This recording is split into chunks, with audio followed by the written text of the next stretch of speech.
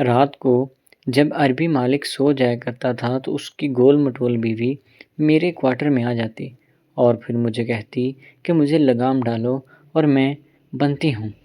اور پھر میرا نام اصغر ہے، میری عمر اس وقت 35 سال ہے، میں سعودی عرب میں کام کرنے کے لیے آیا ہوا ہوں۔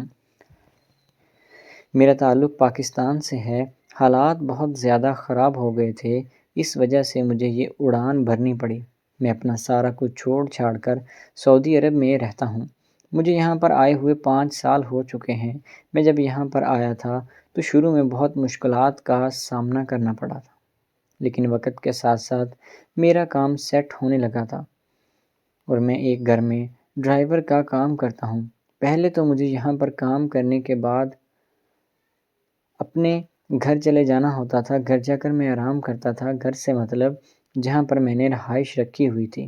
لیکن پچھلے 2 سالوں سے مالکن نے میری کام اور ایمانداری کو دیکھتے ہوئے مجھے گھر کے ساتھ ہی ایک چھوٹا سا کمرہ دے دیا تھا جہاں پر میں رہتا ہوں۔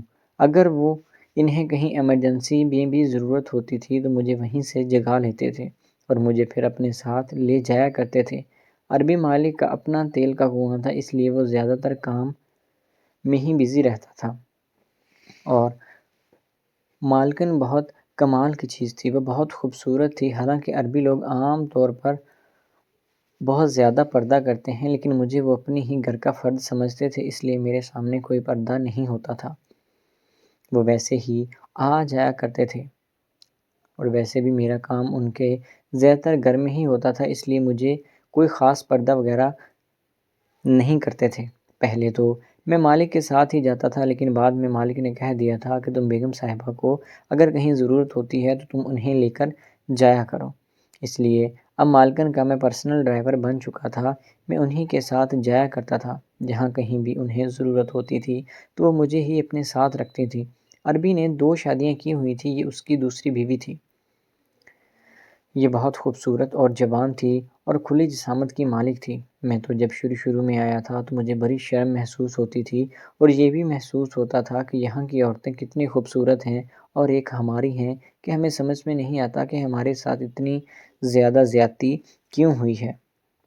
لیکن پھر میں خود کو سمجھا کر صبر کر لیتا تھا۔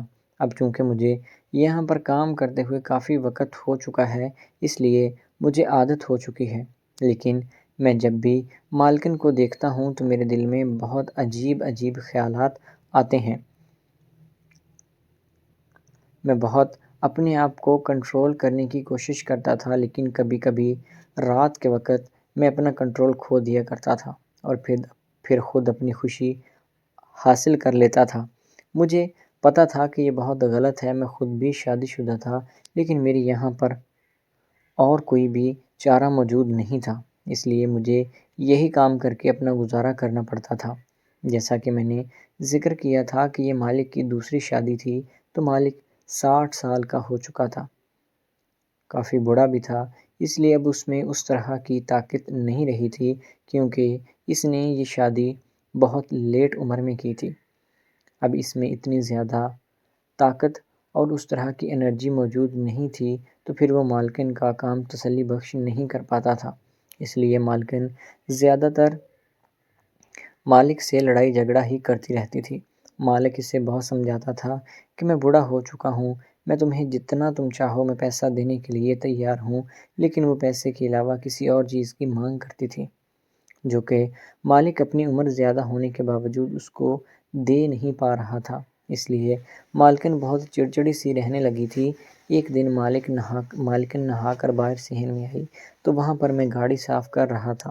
جب میں نے انہیں اس حالت میں دیکھا تو مجھے نہ جانے کیا ہو گیا، میں انہیں دیکھتا ہی رہ گیا اور جیسے ہی رات ہوئی میں اپنے واش روم میں چلا گیا اور جا کر اپنی سرگرمی کو انجام دینے لگا۔ مالکن نے میری آواز سنی اور اسی طرف آ گئی اور جب اس نے مجھے اس حالت میں دیکھا وہ سمجھ گئی تھی کیونکہ میں بہت ہی کڑیل اور مضبوط جوان ہوں۔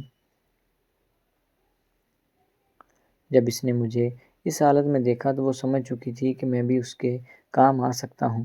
بس پھر کیا تھا، اب مالکن نے مالک پر توجہ دینا چھوڑ دی تھی، اس کا سارا دھیان میری طرف آ گیا تھا۔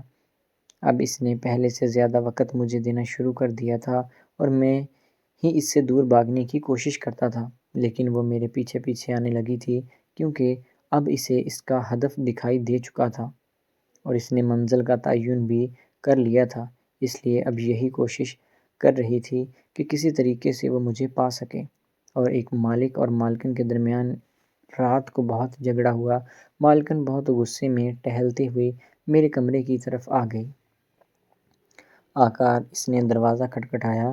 میں نے دروازہ جیسے ہی کھولا وہ اندر داخل ہو چکی تھی۔ اس کے چہرے سے صاف صاف دکھائی دے رہا تھا کہ وہ بہت غصے میں ہے اور اندر سے ٹوٹی ہوئی تھی۔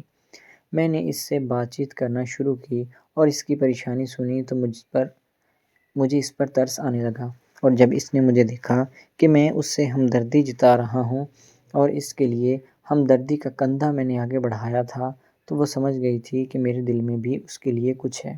بس پھر کیا تھا، اس نے میرے ساتھ بات چیت کرنا شروع کر دی اور بات چیت کرتے کرتے نہ جانے بات کب بہت آگے نکل گئی تھی اور میں نے مالکن کا کام تسلی بخش کر دیا تھا۔